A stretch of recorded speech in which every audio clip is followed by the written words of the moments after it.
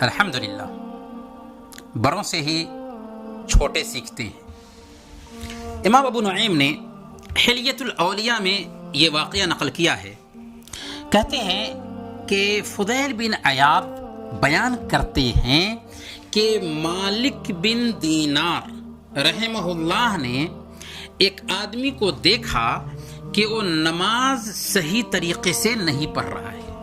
یعنی مالک بن دینار ایک آدمی کو دیکھتے ہیں کہ وہ نماز پڑھ رہا تھا لیکن نماز صحیح طریقے سے نہیں پڑھ رہا ہے۔ یہ دیکھ کر مالک بن دینار رحمہ اللہ نے اس آدمی سے کہا،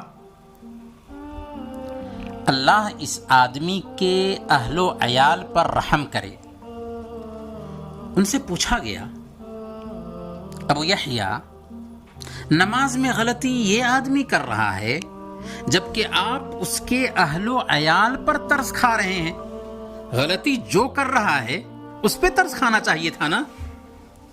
تو انہوں نے کہا، انہو کبیرہم ومنہ یتعلمون، وہ اپنے گھر کا بڑا آدمی ہے اور اسی سے اس کے گھر کے افراد سیکھیں گے۔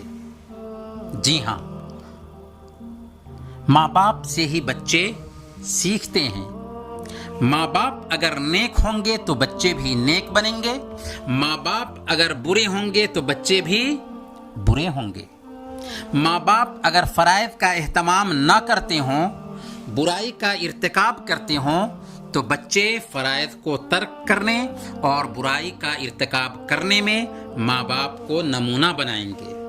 والدین نے اذان سنی، بیٹھے رہ گئے، نماز نہیں پڑھی، اپنے بچوں کی نظر میں نماز کی اہمیت باقی نہیں رہنے دیں گے۔ کیوں؟ اس لیے کہ انہوں نے اذان سنی، نماز پڑھنے کے لیے تیاری نہیں کی، نماز پڑھنے کے لیے نہیں گئے۔ اچھی عادتیں بچے اپنے ماں باپ سے سیکھتے ہیں اور بری عادتیں بچے اپنے ماں باپ سے سیکھتے ہیں، کیونکہ بچے اپنے والدین کے کردار کو اپناتے ہیں اور ان کی ایک ایک حرکت کو نقل کرنے میں وہ فخر محسوس کرتے ہیں، چاہے عادت اچھی ہو چاہے عادت بری ہو۔ مالک بن دینار رحمۃ اللہ علیہ نے اسی لیے ایک آدمی کو نماز میں غلطی کرتے ہوئے دیکھا تو اس آدمی کے اہل و عیال پر ترس کھانے لگے کہ یہ غلطی جو کر رہا ہے اس سے اس کے گھر والے سیکھیں گے اور پھر گھر والے بھی غلطی کریں گے۔